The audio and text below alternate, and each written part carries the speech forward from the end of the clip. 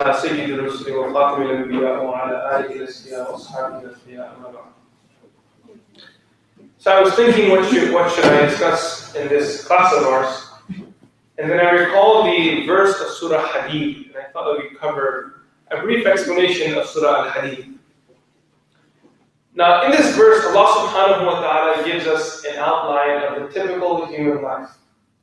And the reason why this ayah is so beautiful is because it gives us a forecast of what kind of life we may end up living. And then Allah subhanahu wa ta'ala at the end of it, He warns us by saying, don't live this life, live a life that's much more meaningful. Allah subhanahu wa ta'ala says, اعلموا أنما الحياة الدنيا لعب ولهو وزينة وتفاخر بينكم وتكاثر في الأموال والأولاد. That the typical life of this world is broken down into three compartments, three parts. The first is what he calls لعب ولهو. The second is what he calls زينة وتفاخر بينكم. And the third is what he calls وتكاثر في الأموال والأولاد. Now the interesting part about this is that each of these three then further break into two subparts. So there's 1AB, 2AB, 3AB. Allah subhanahu wa ta'ala says, اعلموا أنما الحياة الدنيا لعب ولهو. That know that the first part of your life is about playtime. That's where the human life starts. It starts off playing, with joy, with entertainment. And even that is broken down into two parts. La'ib is the first part, lahu is the second part. Now the main difference between these two words is la'ib, the scholars say, is a play that is meaningless. So for example, if you look at a 3-year-old kid or a 2-year-old kid, the play they play is actually meaningless. What they do is meaningless. The jack-in-the-box they play with, they roll it down, they press it down, they hit it, it jumps up, ha-ha, and they do it again. They'll do that 15, 20 times, and when you think about it, if you actually sit down and study what they're doing, half the time the things they're doing don't have much meaning behind it.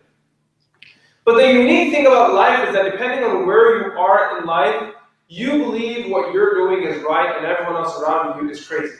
So you know the 3-year-old kid who looks at his mom cooking all day, his dad working all day, his brother playing ball all day, and his sister going to school all day, he thinks all of them are crazy. And he's figured out what life is. This young kid feels like that young kid has figured out all the details of life. But then what happens is you graduate to the second phase. And the second part of that first phase of life is what we call lahu. Lahu is a play that has a meaning to it. So now, for example, when you're playing so that you can outplay your friends. So you can be better than them, so you can gain popularity, so you can become healthier. These are all different means. Now the unique thing is that when you advance in life, when you go from la'ib to lahu, or whenever you advance in life, when you look back at the previous, you always regret that. You always think to yourself, man, I wish I hadn't done that way. I would have been more productive in life. And every person sitting here can attest to that. When we look back to ourselves 5 years ago or 10 years ago, most of us, if not all of us, would feel that I really wish I hadn't done X, Y, and Z, wasting so much time. I could have achieved so much more in life. Okay? And that's the nature of life. When you move forward, you regret the past. As for the people that are ahead of you, you think they're foolish because you figured out what life is. But then what happens is slowly but surely you advance in life. And you go to phase 2. So phase 1 is all about playing. Phase 2, Allah subhanahu wa ta'ala describes it in the Quran as zinatun wa tafakhurun bainakum. It becomes all about beauty then. You become much more conscious with your looks. Now you're much more pickier with who touches your hair, who will cut your hair. You're pickier about how frequently you get your haircut done. You become much more conscious of what you're wearing and everything matches and it all adds up. Your shoes need to be appropriate to the occasion. You know, 10 years before that or 5 years before that, all of this really didn't matter. When you were 10 years old, what kind of garments you wore, more or less your mom put them on for you. She ironed them, hung them on a hanger, you put them on. But now as you advance in life, you begin to become much more conscious of your appearance. And Allah subhanahu wa ta'ala calls it zinatun. As I mentioned earlier, when you look back at the previous life, you regret it. Oh my God, I can't believe I was such a fool. I spent so many hours of my life playing PlayStation. I wasted so many hours of my life playing Grand Theft Auto. I spent so many hours of my life playing the snake game on Nokia. You guys remember that game? Yes, no, you guys were around that time? Right? The Nokia snake game, I've played hours of my life. I spent hours of my life on that video game, right? So all these games, when you look back at them, you think, man, what a waste of time. Because now you're in a new phase of life. What is that? It's about impressing other people. It's about being that new person.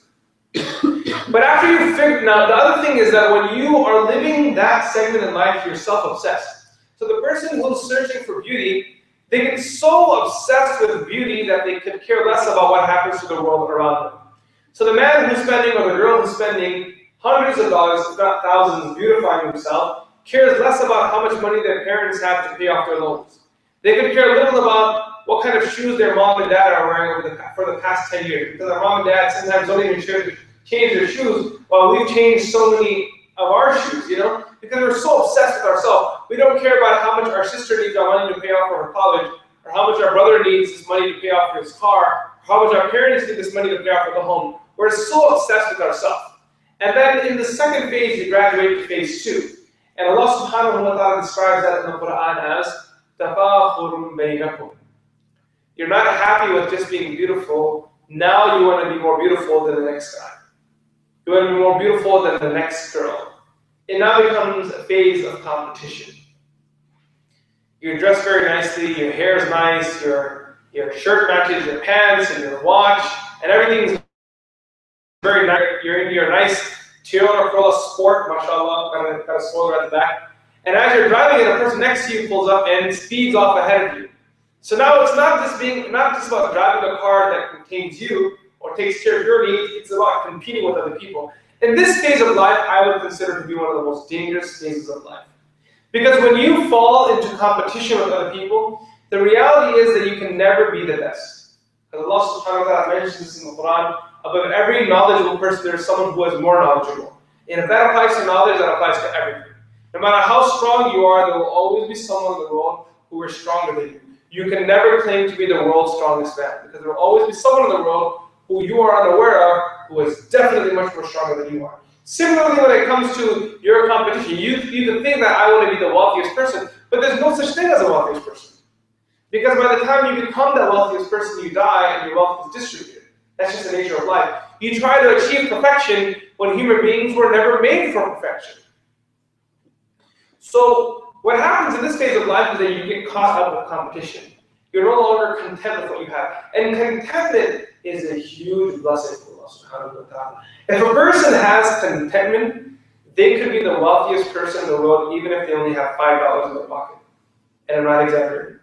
There are people in this world who are content. They live in huts, they live in,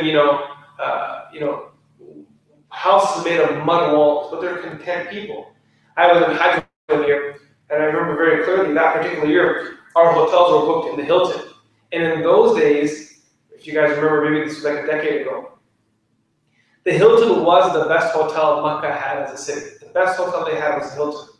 And we were staying at the Hilton on one particular day after Fajr Salah. I was trying to sleep and I couldn't. I was trying, twisting, turning, just tossing myself side to side, trying to get some rest, and I couldn't.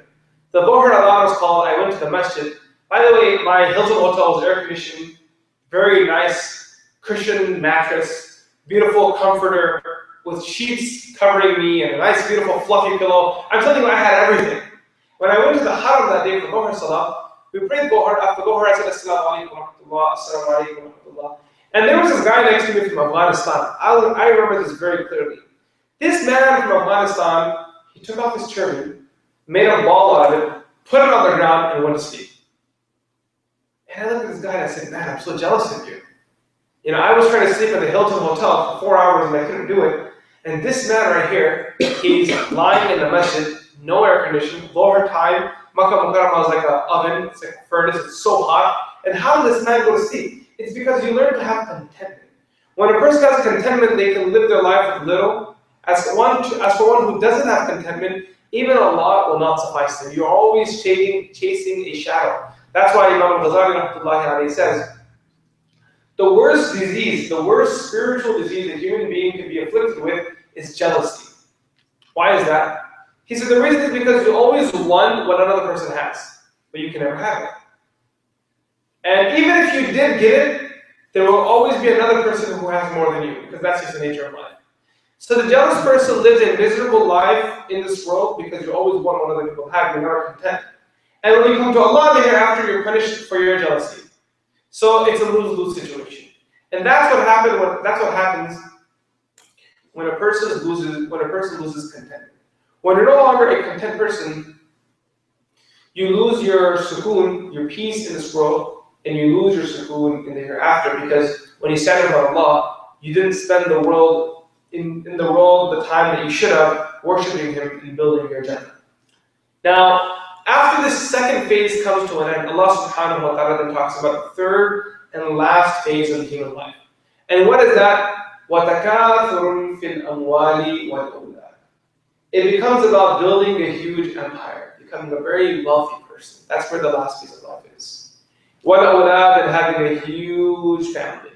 You want a huge family, you want a lot of crops, you want society to come and respect you, and you just want a lot of money. And as you engage in that last phase of life, as I mentioned earlier, every time you move forward to the next phase of life, you regret the previous. You look back and say, man, how much time did I waste? This person who's becoming very wealthy, who just wants to gather more money and more money and more money. When he looks back at his life and thinks about how many thousands of dollars he spent at outlet malls, that person regrets it. Oh my God, I shouldn't have spent that money there. When you buy your house and you're looking for money for a down payment, you're going to regret all the money you wasted. Oh my God, I wish I had saved that money. Today I would have had the proper funds to finance my home. Now Allah subhanahu wa ta'ala, He tells us that these are the phases of life. My teacher used to explain this and say, now this man who's very old and has been investing in his family and saving up money, he's sitting with his son, and one day he feels his heart thump and he falls to the side and death approaches him. And his son calls 911, the ambulance comes, they pick up this man, put him on the stretcher in the ambulance on the way to the hospital. When he arrives in the hospital, he shakes his son's hand right before they take him in for operation. And he says to his son, my dear son, every time in my life I advance, I realize how much I lost out on. And my final advice to you is, today I might not live after this, so learn that I move forward now to the akhirah, and I have failed my entire life in the dunya. My entire life is a fail. يَعْلَمُوا أَنَّمَا الْحَيَاةُ الدُّنْيَا لَعِبٌ وَلَهْوٌ وَزِينَةٌ وَتَفَاخُرٌ بَيْنَكُمْ وَتَكَاثُرٌ فِي الْأَمْوَالِ وَالْأَوْلَادِ. That's the nature of life. Today you sit here, you're young, before you know it, tomorrow you're the ammu of the community. You're the old man of the community. Yesterday you were the kid that used to run around the masjid causing havoc. Today now you're that college kid. Today now you're that high school kid. Today now you're the youth. Life just flies right past you. You have to learn to freeze the moments, capture those moments, and live them properly. Today we're young. Today we can develop our communities. We can develop our masajid. We can do so much. But tomorrow a day will come where we will become those old uncles and aunties of the community who may not be as understanding or as energetic as we need them to be. Okay? So the Prophet ﷺ teaches us that the young man and the young lady who dedicate their life to the worship of Allah are so beloved to Allah subhanahu wa ta'ala that Allah subhanahu wa ta'ala will grant them a place in the shade of His throne on the day of judgment. That's a huge thing. You may not realize what it means to have a shade. The reason why we don't appreciate that analogy is because we are always in shade. But if the shade was taken away from above us and we were actually in a hot land, then we would find out what shade actually is. I was once in Makkah Mukarramah, and it was Jummah, and I was coming to the Haram, the mosque, for Jummah prayer. When we got to the door of the mosque was locked because it was packed. The whole mosque was full. By the way, this is 2 hours until Jummah was still about to start. 2 hours left. And they said, the cop said, masjid is locked off. Go back. Pray somewhere outside. And I thought to myself, man, I can't pray outside. I came from America, I want to pray inside the mosque. So somehow, a few friends, we snuck in. We got it. There was a place that was open, we got into there, we went in. Now, as we were looking to the mosque, the only place where there was space available inside was the roof. So I thought to myself, well, who cares? Let's just go to the roof and pray. So when I got to the roof, it was hot. It was so hot. 115 degrees. And I said to my buddies, oh my God, how long left for Dhuhr, for Jummah? They said there's 2 hours left. I said, how long was the Jummah khutbah? They said half an hour. I said, how long was the salah? They said 15 minutes. So I thought to myself, man, I have to be up here for 3 hours. I'm in a lot of trouble. So I went to the front of the mosque, right at the front of the masjid. When I got there, I'm not the masjid, the balcony, you got the third floor to have a balcony there. I got to that balcony and I noticed that the area immediately surrounding the Kaaba was actually empty. No one was there. And the reason why no one was there was because the heat is pounding down and no one wanted to sit there.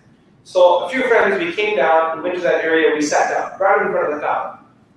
We somehow toughed it out.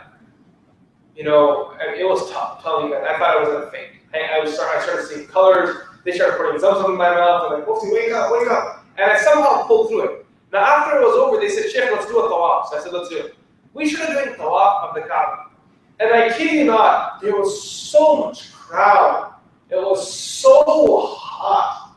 Honestly, I felt like my head was a skillet. You could have probably fried an egg on my head. It was so crazy. And while we were doing tawaf, for literally 3 minutes, we would catch a fraction of the shade of the Kaaba. And you know when you were standing in that shade for just a minute or two, you would slow your speed down and try to really stretch that period out. And after that tawaf was over, I said to one of my friends, I said, until today, I never understood what it meant to have the shade of Allah's throne. Today I understood that hadith. Because I stood underneath the sun while it was beating down on me, and I noticed the value of standing in shade. We don't realize how lucky we are to have these ceilings above because we're always in shade. But a person who doesn't have shade, you'll see their skin tone. It takes a toll. You know, their bodies take a toll. The heat really sucks the energy out of them. You get exhausted very quickly. The Prophet ﷺ tells us that the sun on the day of judgment will be very close to the heads of people. And people will be drowning in their own sweat. For some, they will be until their ankles, for some until their knees, for some until their waist, for some until their chest. And some people will literally be drowning in their sweat. Now, how is that going to happen, considering we're all going to be in an open plain? Allah knows best. But what we do know is that on that day, there will be a VIP lounge. You know what, the airports, they have VIP lounges. There's going to be a VIP lounge. And in that VIP lounge, only 7 different types of people will be allowed to enter. And one of those 7 people is a young man and a young lady who spent their life worshiping Allah subhanahu wa ta'ala, doing good, calling people towards the deen, being regular in the masjid, not just coming to the masjid when it's a class, when there's a seminar on Thursdays, not only this, coming much more regularly, being a part of the fabric of the community. And if you guys come to the community in the masjid much more regularly, it'll inspire the younger kids to come too. It'll inspire the youth to come, because there's always someone in the community who looks up to you. You have to learn to appreciate that. There's always someone in the community who looks up to you. Now, whether you accept this or not, whether you know this or not, there may even be a kid who's younger than you who looks up to you and says, "Man, what a cool guy! Oh, what a cool girl! Look how cool that sister is! Look how cool that brother is!" And by you taking the good step, you might just inspire someone to do good. So, with that, I'd like to close off. I didn't intend to talk too long today. I just thought this was my first time coming here, speaking here after Ramadan, and part of my trip. I thought I would keep it short. And it's talking about the importance of being involved in the community and spending and utilizing your time properly, especially when it comes to building an attachment to the mission. If anyone has any questions, we'll take them, and then we'll close off. Any questions here? Anything now? Yes? Could you go over the other 6 people? So there are 7 people who will be granted a place in the throne of Allah, shade on the day of judgment. Who are these people? One of the 6 people is a young person who spends their youth in the worship of Allah subhanahu wa ta'ala. The second person is a just ruler. The third person is a person who loves another individual just for the sake of Allah subhanahu wa ta'ala. The fourth person is an individual who's at the doorstep of committing haram and steps away out of the fear of Allah subhanahu wa ta'ala. The fifth person is an individual who cries out of the fear of Allah subhanahu wa ta'ala while being alone. The sixth person, the 6th and 7th, who are they?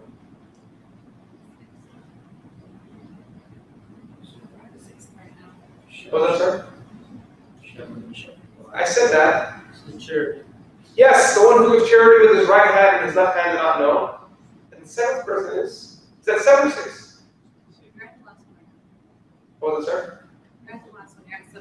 I'm at 7, so that's 7. So those are the 7 people who will be granted a place in the shade of Allah. I think that's 6 or 7. I get a little confused, but you can check the narration. It's a very common narration. The 7 who are granted a place in the shade of Allah. Any other questions from the sisters? No? What was the first one? Shabun nasha'a fi, a young person who spends their youth worshiping Allah. Yes? Now you're talking about competition and stuff and how it can be bad thing. about competing in good deeds? But you still consider that not that good, or consider that? So competing in good is actually a good thing. But it shouldn't become to a point where you're competing in good while hoping the other person doesn't achieve what you're trying to achieve. The competition in good is about who can do more good. So there should have some competition. One type of competition is that you're competing with someone with the hope that you win and they lose. That's not a good thing. Meaning they don't achieve and you achieve. Rather, the good thing is that both of you achieve, but you should hope to achieve more than that person. So that's a permitted competition.